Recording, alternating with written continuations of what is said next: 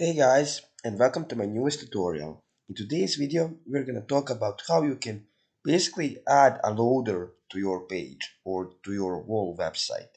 It's a preloader like in the front of the screen, like in the middle.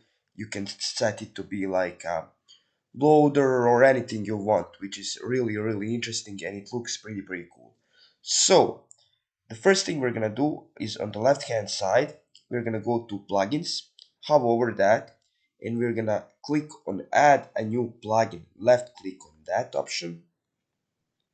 We're gonna wait for it to load, and on the right hand side, in the search plugins, we are going to type Preloader.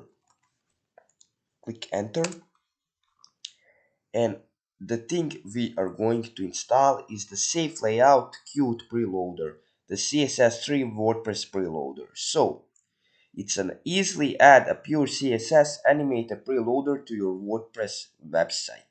You're gonna left click on the Install Now button, and we're gonna wait for it to install.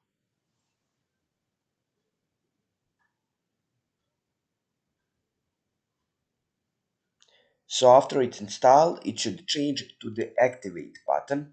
We're gonna left click on the Activate button. So here, the plugin activated. So on the left hand side, in the settings menu, you should get the Safe Layout Preloader. We're gonna left click on that.